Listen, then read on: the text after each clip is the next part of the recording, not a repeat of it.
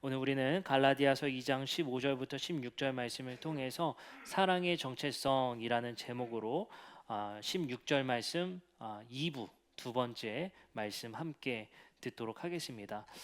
중요도가 매우 갈라디아서에서 높기 때문에 갈라디아서 2장 15절과 16절은 저번 주와 지난주와 이번 주에 두 번에 걸쳐서 말씀을 함께 듣고 있습니다. 갈라디아 교회엔 한 가지 문제가 있었죠. 유대인과 이방 그리스도인 간의 갈등의 문제입니다. 여기서 우리가 분명히 해야 될 것은 유대인과 이방 그리스도인 간의 관계가 아니라 유대 그리스도인과 이방 그리스도인 간의 갈등의 문제입니다. 어떤 갈등이 있었죠? 유대 그리스도인들이 자꾸만 이방 그리스도인들에게 우리가 지켰던 전통을 그들도 지키기를 요구했습니다. 왜냐하면 구약 성경의 말씀에 율법을 지키는 것이 하나님의 관계 안에, 하나님의 계약 안에 머무는 방식이었기 때문입니다. 그래서 우리가 저번 주에 출애굽기 19장 말씀을 통해서 너희가 내 말을 잘 듣고 내 언약을 지키면 내 소유가 될 것이다라고 말씀하셨습니다. 그 말은 하나님의 우리에게 주신 말씀, 하나님의 백성에게 주신 그 말씀을 지키면 하나님의 관계 안에 머물 거라는 약속이었습니다. 그렇기 때문에 유대인들은 율법의 행위를 통해서 하나님의 관계 안에 머물고자 했습니다. 근데 그것은 유대 그리스도인들이 잘못 생각하고 있었던 거죠. 율법의 행위라는 것은 그들이 생각했던 율법의 행위라는 것은 안식일과 음식을 가려 먹는 것, 그리고 할례를 하는 것으로 규정 내렸기 때문입니다. 몸에 새기는 이런 율법들, 사람과 구분짓고자 하는 율법들로 인해서 이방 그리스도인들은 교회 안에서 차별을 느끼고 있었습니다. 그곳에서 그런 갈등의 소식을 바울이 듣고 갈라디아 교회에 긴급히 쓴 편지가 바로 갈라디아서이다라고 우리는 배웠습니다. 지난주 말씀을 통해서 사람이 의롭게 되는 것, 16절에 사람이 의롭게 되는 것은 율법의 행위로 말미암이 아니요까지 배웠죠. 사람이 의롭게 된다는 뜻은 무엇이었습니까? 사람에게 의롭게 된다는 것은 하나님과의 올바른 관계 안에 서 있는 것은 이란 뜻이라고 했어요. 하나님과의 올바른 관계 안에 서 있는 것, 그 말은 뭐겠습니까? 죄의 세력의 통치를 받는 것이 아니라 하나님의 통치를 온전히 받고 있는 의로운 상태, 하나님과의 온전한 관계의 상태를 의로운 상태라고 우리는 볼 수가 있습니다. 죄인의 상태는 뭐죠? 하나님과 관계없는 상태라고 보면 될 것 같습니다. 그래서 죄인과 의인은 관계의 표현입니다. 관계의 표현. 그래서 사람이 하나님과 올바른 관계에 서 있을 수 있는 것은 너희가 지키는 율법 때문이 아니다라고 선언하는 거예요. 그렇기 때문에 유대인은 그리스도인들, 이방 그리스도인들에게 자꾸만 요구한 것은 너희가 할례를 해야, 안식일을 지켜야, 음식법을 너희가 온전히 지켜야 하나님과 올바른 관계 안에 서 있는 증거이다. 그것이 우리의 정체성이다라고 주장했던 것 같아요. 그러나 바울은 결코 그렇지 않다라고 이야기를 하는 것입니다. 하나님과 올바른 관계에 서 있는 것은 너희가 주장하는 율법의 행위 때문이 아니다. 그러면 뭐 때문이냐라고 이제 오늘 밝히는 겁니다. 이제 뒤에 구절을 우리가 함께 배우겠습니다. 사람이 의롭게 되는 것은 율법의 행위로 말미암이 아니요. 오늘 배울 구절은 오직 예수 그리스도를 믿음으로 말미암는 것이다라는 바울의 선언입니다. 다시 한번요. 오직 예수 그리스도를 믿음으로 말미암는 것이 새로운 바울의 주장이었습니다. 여기서 우리는 한 가지 생각해야 될 것은 뭐냐면요. 이 말씀을 우리가 이해하고 해석하기 위해서는 번역상의 문제를 한번 생각해 봐야 될 문제가 있습니다. 그래서 이 말씀이 굉장히 좀 어려워요. 읽어도 무슨 말인지 모르겠는, 이게 굉장히 어려운 말씀입니다. 왜 그러냐면 오늘 우리가 읽을 말씀, 오직 예수 그리스도를 믿음으로 말미암았다라는 것이 두 가지로 번역할 수 있는 선택지가 있습니다. 첫 번째 선택은 우리 개역 개정 성경과 같이 오직 예수 그리스도를 믿음으로도 해석할 수 있고 번역할 수 있지만, 사실은 이렇게도 해석할 수 있습니다. 번역할 수 있습니다. 오직 예수 그리스도의 믿음으로라고 번역할 수도 있습니다. 번역에 두 가지 선택지가 있기 때문에 어떤 것을 선택하냐에 따라서 해석이 달라지기 때문에 어렵다라고 말씀드리는 겁니다. 개역개정은 목적격으로 오직 예수 그리스도를 믿었다. 그 예수 그리스도가 대상이 되는 거예요. 예수 그리스도를 믿는 거냐, 예수 그리스도의 믿음이냐, 이건 주격이겠죠. 예수 그리스도를 대상으로 믿는 거냐, 아니면 예수 그리스도 자신의 믿음이냐라고 선택할 수 있는 거예요. 근데 제가 계속 말씀드렸다시피 두 번째를 선택하는 것이 더 합리적이겠다라고 말씀을 드리는 거예요. 왜냐하면 말씀을 다시 한번 보세요. 16절 말씀 띄워주세요. 오직 예수 그리스도를 믿음으로 말미암는 줄 알므로 우리도 그리스도 예수를 믿나니, 예수 그리스도를 믿는다는 것을 두 번 반복한단 말이에요. 그럴 필요가 없습니다. 굳이 문법상으로. 그렇기 때문에 우리는 첫 번째 예수 그리스도를 믿는 것을 예수 그리스도를 믿다라고 우리가 번역하지 말고 예수 그리스도의 믿음으로 번역하면 어떻게 해석되는지를 살펴보는 겁니다. 그러면 다시 한번 볼게요. 이렇게 번역하면 좋겠어요. 사람이 의롭게 되는 것은 율법의 행위로 말미암이 아니요 오직 예수 그리스도의 믿음으로 말미암았다라고 읽자는 거예요. 그러면 율법의 행위 때문에 하나님과 올바른 관계 안에 서 있을 수 있는 것이 아니라 오직 예수 그리스도 당신의 믿음 때문에 우리가 하나님과 올바른 관계 안에 서 있다라고 하는 바울의 주장입니다. 여기서 믿음이라는 헬라어 피스티스는 사실 지적 동의의 표현보다는 신실함의 의미가 더 많이 쓰입니다. 그렇기 때문에 오직 예수 그리스도의 믿음이라는 것은 예수 그리스도가 보여주신 신실함 또는 순종이라고 우리는 볼 수 있습니다. 다시 말해 우리가 하나님과 온전한 관계 안에 서 있을 수 있었던 것은 너희들이 지켰던 율법의 행위가 아니라 오직 예수 그리스도의 순종 때문이었다 라고 얘기를 하는 겁니다. 너희들의 열심과 너희들의 노력 때문이 아니에요. 하나님 안에 머물 수 있는 것이 아니라 온전한 관계가 된 것이 아니라 오직 예수 그리스도의 순종의 행위 때문에 그렇게 된 것이다 라고 바울은 선언하는 것입니다. 그러면 우리가 말씀을 계속 보도록 합시다. 이 말씀은 갈라디아서 2장 14절에 조금 더 분명해집니다. 그러므로 나는 그들의 복음의 진리를 따라 바르게 행하지 아니함을 보고 모든 자 앞에서 게바에게 이르되 내가 유대인으로서 이방인을 따르고 유대인답게 살지 아니하면서 어찌하여 억지로 이방인을 유대인답게 살게 하려느냐 하였노라 라고 말을 한단 말이에요. 그러면 여기서 중요한 건 뭡니까? 유대인으로서 이방인을 따르고 유대인답게 살지 않으면서 라는 주장이에요. 유대인답게 살다는 게 뭡니까? 유대인다운 정체성이라는 것을 자꾸 주장했다는 거예요. 하나님의 백성다움이 뭐냐?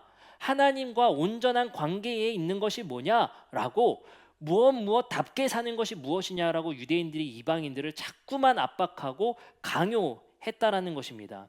유대인다움이 무엇이냐라고 했을 때 유대인들은 주장한 겁니다. 우리가 음식을 그들과 같이 먹지 않는 게 유대인다움이다. 우리는 할례를 하는 것이 그들과 차별 있게 할례를 하는 것이 유대인다움입니다. 우리는 토요일에 안식일을 지키는 것이 유대인다움입니다 라고 얘기를 하는 거예요. 그러나 바울의 선언은 이런 것입니다. 우리의 그리스도인다움, 하나님의 백성다움은 그런 것으로부터 오는 것이 아니라 그것은 예수 그리스도의 신실한 행위의 정체성에 있습니다. 그것이 우리다움입니다. 율법의 행위를 지키는 것이 우리다움이 아니라 우리다움이라는 것은 하나님과의 온전한 관계에 서 있는 우리다움답다라는 것은 바로 예수 그리스도의 신실한 행위의 정체성이 우리 안에 있을 때, 그것을 신뢰할 때 그것이 진정한 우리다움입니다. 그리스도인다움입니다 라고 바울이 주장하는 것입니다. 그러면 우리는 이 말씀을 한번 로마서 말씀에 입각해서 말씀을 다시 한번 이해해 보고자 했으면 좋겠습니다. 로마서 3장 2절의 말씀에 보면 이런 말씀이 있습니다. 로마서 3장 2절입니다. 유대인들은 이런 장점이 있었습니다. 범사에 많으니 우선 그들이 하나님의 말씀을 맡은 자들입니다 라고 얘기를 해요. 유대인들의 장점이 있었어요. 그 장점이 뭐냐면요, 하나님의 말씀을 먼저 받은 자들이에요. 모세에 의해서 하나님의 말씀을 먼저 받았어요. 그게 유대인들이 이방인들과 어떻게 보면 더 장점이 될 수 있습니다. 먼저 하나님을 만났잖아요. 그렇죠? 근데 여기서 하나님의 말씀을 먼저 맡았다라는 의미는 뭐냐면요, 너희는 하나님께 먼저 부름 받은 사람들이야. 하나님께 먼저 사명을 받은 자들이야. 왜요? 아브라함에게 하나님께서 이렇게 말씀하셨잖아요. 너는 모든 족속에서 큰 민족이 될 것이고 너에게 지시할 땅을 줄 것이고 너희들은 복의 통로가 될 것이다. 하나의 사명을 주셨단 말이에요. 말씀을 맡았다라는 거예요. 그러나 그들은 어땠습니까? 로마서 3장 3절에 이렇게 말해요. 그런데 그들 가운데서 얼마가 신실하지 못했다고 해서 그들은 신실하지 못했다는 거예요. 그 말씀의 사명을 맡은 자들답게 살지 못했다는 겁니다. 그리고 나서 바울은 이렇게 주장합니다. 무슨 일이 일어납니까? 그들이 신실하지 못했다고 해서 하나님의 신실하심이 없어지겠습니까?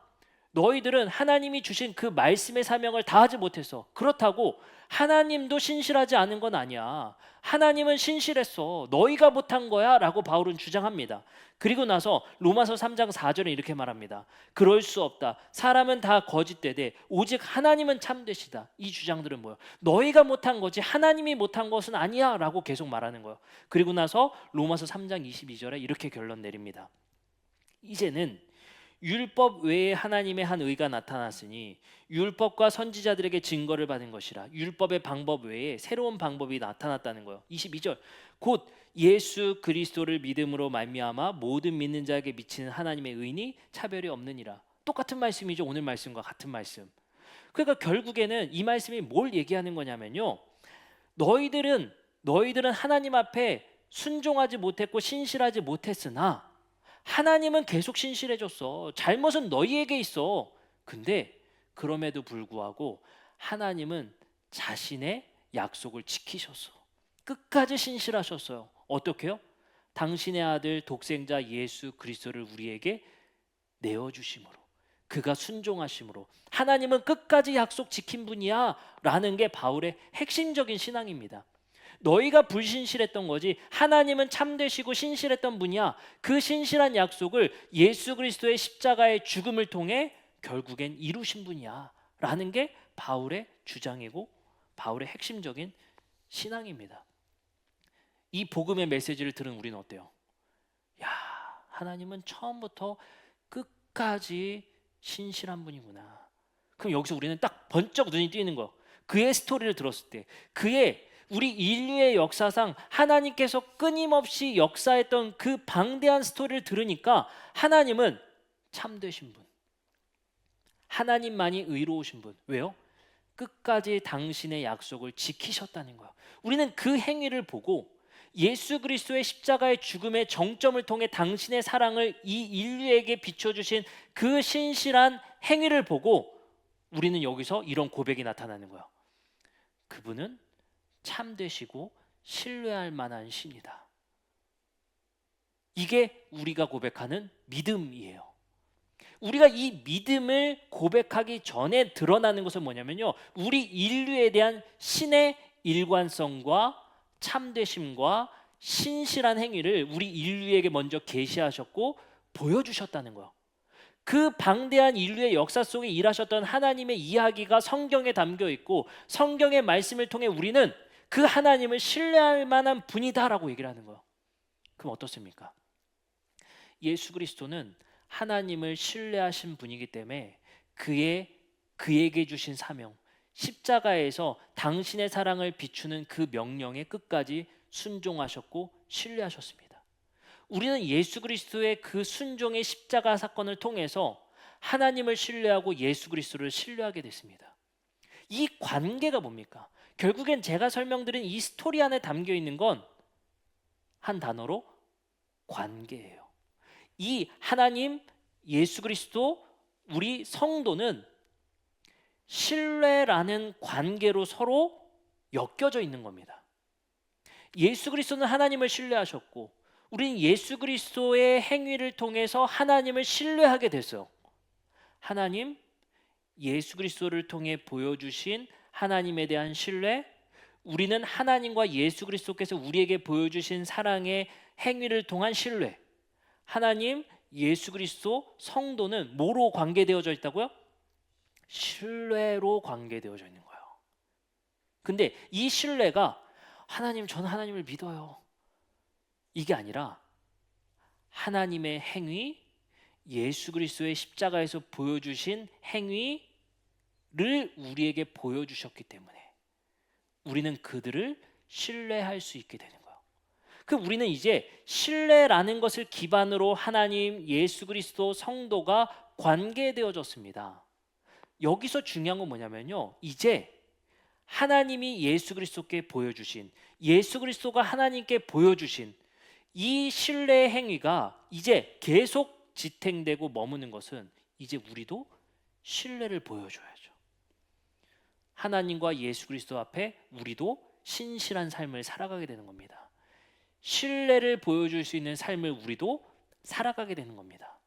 그래서 하나님이 보여주신 신실한 행위들, 출애굽시키시고 하나님께서 다윗을 세워주시고 이스라엘 역사 속에 끊임없이 역사하셨던 하나님의 이야기들을 통해서 하나님에 대한 행위, 신뢰할 수 있는 행위, 예수 그리스도를 통해 하나님이 보여주신 행위, 신뢰할 수 있는 행위, 이제 우리도 신뢰의 관계 속에서 하나님과 예수 그리스도의 그 삶의 행위가 우리에게 드러날 때 신뢰라는 것으로 하나님, 예수 그리스도, 우리도 관계가 형성되어진다는 거. 그럼 여기서 너무 어렵죠? 바울의 주장은 이겁니다. 율법의 행위를 통해서 하나님 안에 머물 수 있는 것이 아니라, 관계를 유지할 수 있는 것이 아니라, 너희가 하나님께서 보여주신 신뢰의 행위, 예수 그리스도께서 보여주신 그 신뢰의 행위가 너희에게도 있느냐, 그게 중요하다는 겁니다. 그러면 이것을 조금 더 이제 쉽게 우리가 요한복음 말씀을 통해 한번 배워봤으면 좋겠습니다. 예수 그리스도께서는 하나님 안에 머무는 것을 이렇게 표현합니다. 요한복음 15장 5절부터 6절입니다.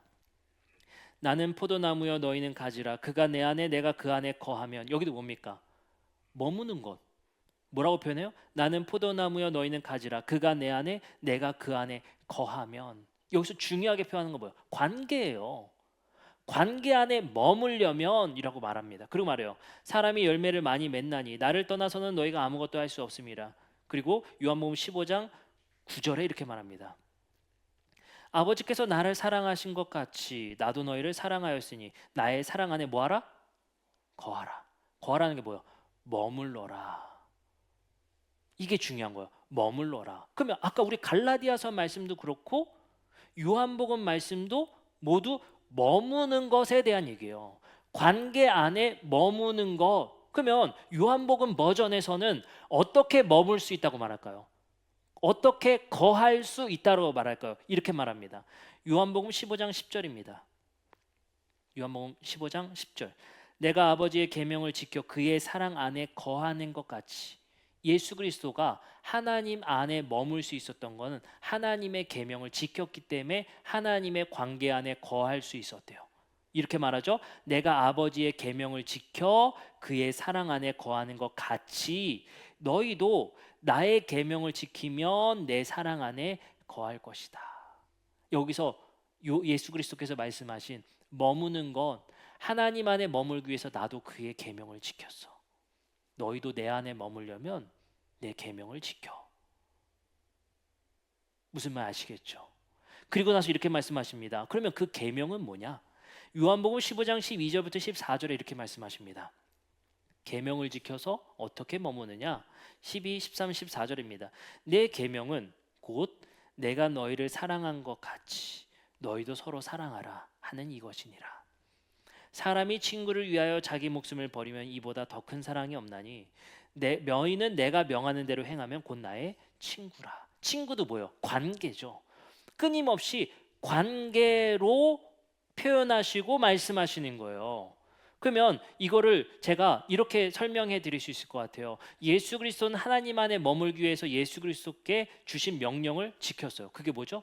우리를 위해 죽기까지 사랑하는 십자가의 순종이었어. 이제 너희도 내 안에 머물려면 내 계명을 지켜. 그게 뭡니까? 지금 말씀하신 대로 15장 12절에 내 계명은 곧 내가 너희를 사랑한 것 같이 너희도 서로 사랑하라. 예수님이 우리를 어떻게 사랑하셨죠? 죽기까지 사랑하셨죠. 너희도 내 안에 머물려면 내가 사랑한 것처럼 너희도 사랑해. 뭐요? 이웃을 서로 죽기까지 사랑하라는 거예요. 그게 하나님 안에 거하는 방법이라는 겁니다. 그러면 이제 이거를 이제 너무 어려웠죠? 제가 쉽게 표현하겠습니다.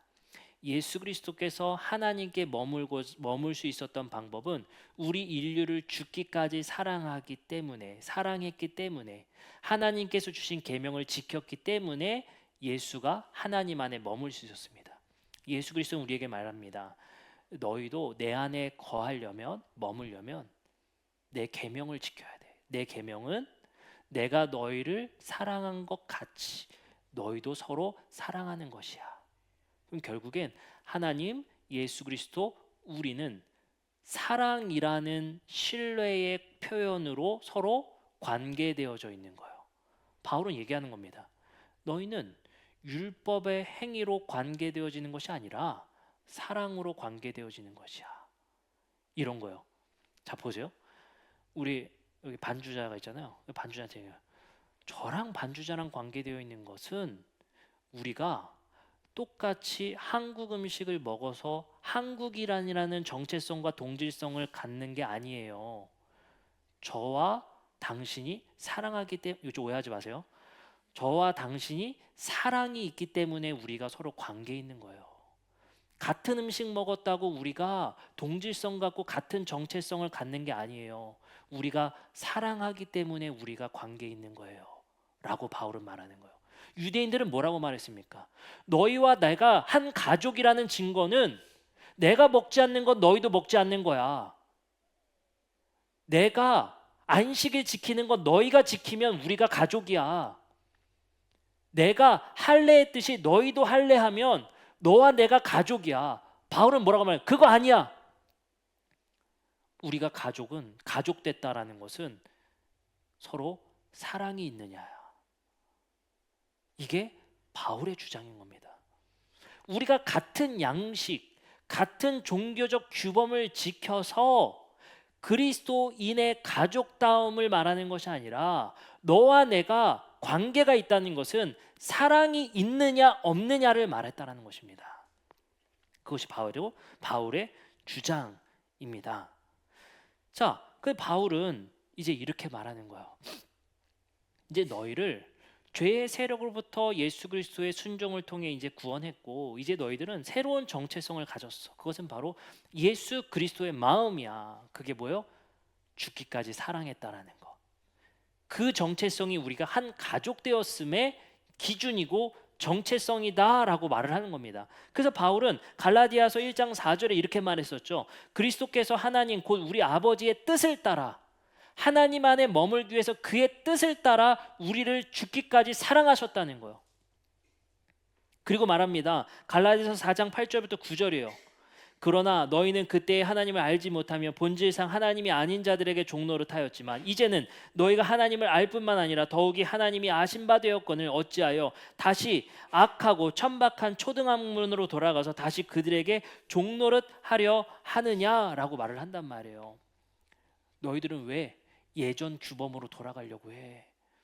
하나님과 예수 그리스도 안에 우리가 서로 그 안에 거하는 것은 사랑으로 머무는 거야 라고 말을 하는 겁니다. 갈라디아서 4장 6절부터 7절에 그래서 이렇게 말합니다. 우리는 이제 새로운 정체성을 입었어요. 이렇게 말합니다. 너희가 아들임으로 하나님이 그 아들의 영을 우리 마음 가운데 보내사 아빠 아버지라 부르게 하셨느니라.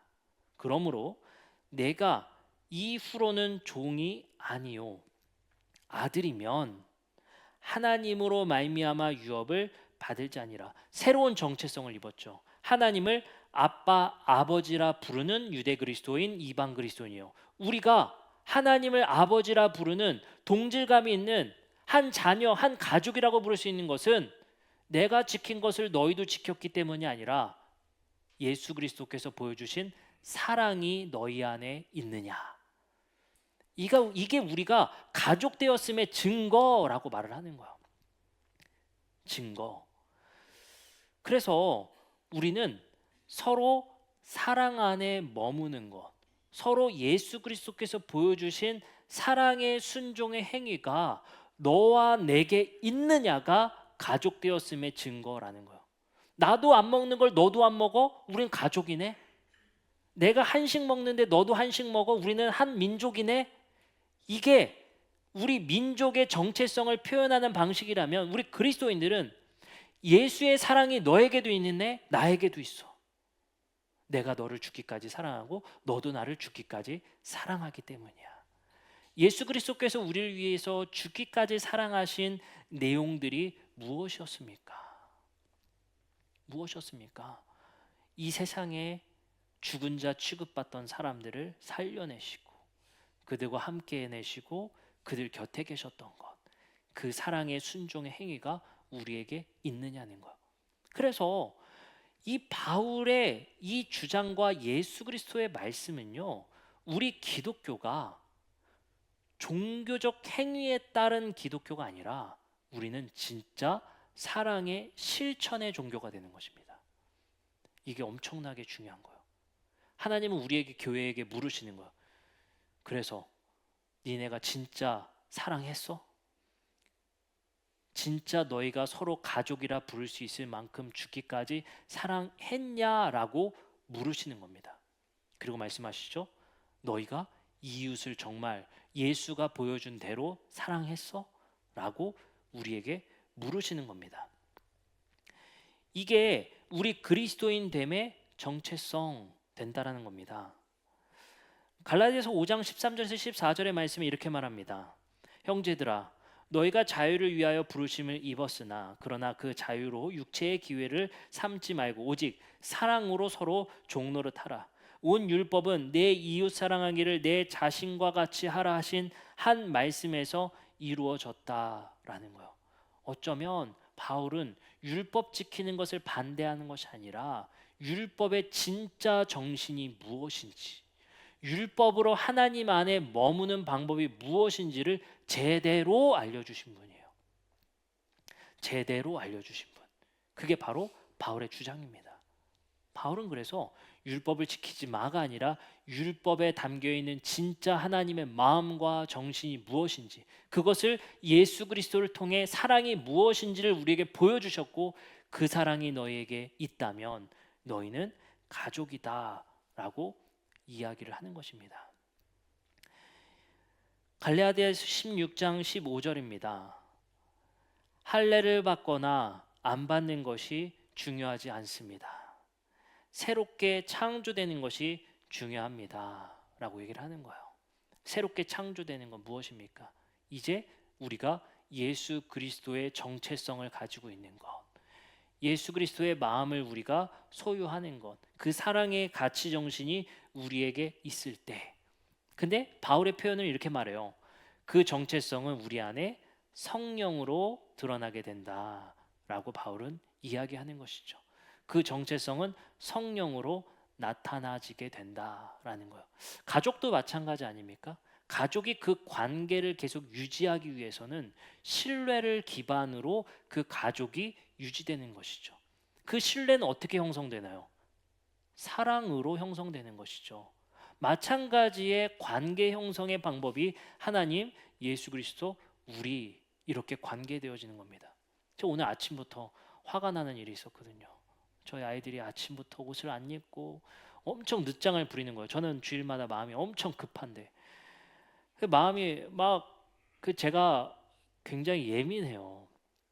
예민하거든요. 뭐가 예민하냐면 이렇게 주일 예배에 이 시간을 맞추기 위해서 일주일 동안 준비하는 그 시간과 루틴이 좀 정확해야 됩니다. 그 하나가 좀 어그러졌을 때 컨디션이 확 깨지거든요. 그러면 모두에게 영향을 주기 때문에 굉장히 예민합니다. 어디 집회를 가도 마찬가지예요. 그래서 집회를 갈 때 혹시라도 화장실이 가고 싶을 수 있으니까 몇 시간 전부터 물을 안 마신다든지 그걸 꼭 지킵니다. 그 지켜야 그때 최고의 컨디션으로 그 시간을 지킬 수 있잖아요. 근데 아이들 낳고부터 그걸 못 지키니까 제가 컨디션이 주일마다 막 오르락 내리락 하는 거예요. 근데 오늘 아침도 저희 아이들이 안 가겠다는 거예요. 벌써부터 안 가겠다니 제가 참 어떻게 해야 되나 걱정이 됩니다. 그래서 이제 잘 설득해서 나오는데 이게 너무 허겁지겁 정신없이 제가 나오니까 아침에 교회 와서 알았어요. 벨트를 안 메고 온 거예요. 제 중요한 루틴이 하나 딱 깨지니까 아침부터 이게 컨디션이 너무 안 좋은 거예요. 예. 근데 우리가 이 관계가 균열이 간다는 게 그런 것 같아요. 서로 분노하고 화가 나고 사랑이 소멸되어져 갈 때 그 관계에 균열이 생기잖아요. 근데 누군가 한 명이 가족 간에도 의심할 만한 일을 하면 그 신뢰가 깨지고 서로 안의 관계가 깨어진다는 것이 우리가 알고 있는 사회적이고 그리고 관계적인 내용들입니다. 하나님과 예수 그리스도 우리도 마찬가지입니다. 사랑이라는 신뢰를 기반으로 서로 이 관계가 형성되어져 있는 거예요. 우리의 삶에도 마찬가지로 그 관계를 서로 사랑으로 지탱하고 있는 겁니다. 그래서 오늘 말씀과 같이 우리는 우리가 성령을 받음으로 우리 안에 예수 그리스도의 사랑의 정체성을 우리도 소유하고 있는지를 점검해야 합니다. 그래서 우리가 죽기까지 서로 사랑하는 그 사랑의 행위가 우리에게 있느냐를 고민해 보셨으면 좋겠어요. 죽기까지 사랑하는 것 너무 어렵죠. 예수 그리스도께서 보여주신 그 사랑의 행위를 하는 것 너무 어렵죠. 근데 이 신뢰와 사랑은요, 하나님께서 보여주신 그 방대한 역사의 스토리를 보면요, 제가 결론 내린 건 그래요. 저 목사님 오늘 말씀 배웠어요. 내가 진짜 사랑해 볼래요. 이 전투적 사랑도 중요하지만요, 하나님께서 하신 방법을 보니까요, 참고 기다림이더라. 하나님이 우리에게 보여주신 죽기까지 우리를 사랑하신 방법은요, 참고 견디고 기다려줬다라는 거예요. 이스라엘의 역사 속에 어땠습니까? 이스라엘은 불신실했지만 하나님은 참고 견디고 기다려주신 사랑입니다. 우리 부족한 우리를 참고 기다려주신 것. 제가 저번에 우리 청년부 모임 속에서 우리 청년부 우리 회원들이 어떻게 우리 교회를 오게 됐는지 한 사연 한 사연을 듣는데요, 사연이 없는 청년이 없어요. 네, 어느 교회에서 너무 일을 많이 시켜서, 어느 교회에서 이런 일이 있어서, 어느 교회에서 이런 일이 있어서. 그래서 제가 새신자가 오면 면담을 하잖아요. 우리 교회에 오게 된 이유들을 듣고 나면요, 뭘 하자고 할 수가 없어요. 네, 이런 상처 저런 상처 이런 것 때문에 그래도 오게 된 거예요. 제가 근데 그 청년 앉혀놓고 이제부터는 열심히 해봐야지 이렇게 말하면 안 되겠죠. 그래서 우리가 가져왔던 것이 뭐냐면요, 기다림. 기다림이에요. 기다림. 때로는 이 기다림이 참 아플 때도 있습니다. 근데 그때마다 하나님이 우리를 기다리신 걸 생각하고 하나님이 이스라엘에게 견디신 고 참으신 걸 생각하면 아무것도 아니더라는 거예요. 우리가 기다리고, 제가 이번에 굉장히 기분이 좋았어요. 왜냐하면 이번에 우리 청년들도 이제 여름 수련회를 어떻게 해야 되나 이렇게 고민을 했는데, 우리 청년들 힘들고 지치고 아플 텐데 이렇게 어디 또 캠핑장 해가지고 또 쉴 수 있도록 이렇게 잘 또 우리가 섬겨야겠다 딱 생각을 했는데, 또 몇 청년들이 이렇게 얘기를 하더라고요. 이번에 좀 수련회를 제대로 해보고 싶다 이런 얘기를 하는 거. 참 감동받았습니다. 감동받았어요. 네, 한번 제대로 한번 해봅시다. 제대로가 뭔지. 기다린다는 게 그런 것 같아요. 기다린다는 게 하나님께서 참고 기다리고 견뎌주신다는 게 무엇인지를 알 것 같습니다. 우리가 서로 성도 간에 이웃 간에 분노할 때도 많고 참기 어려울 때도 참 많습니다. 그러나 하나님의 마음을 우리가 가지고 사랑 안에 머문다는 것은 우리에게 참고 견디고 기다려줄 수 있는 마음을 하나님께서 우리에게 주셨으면 좋겠습니다.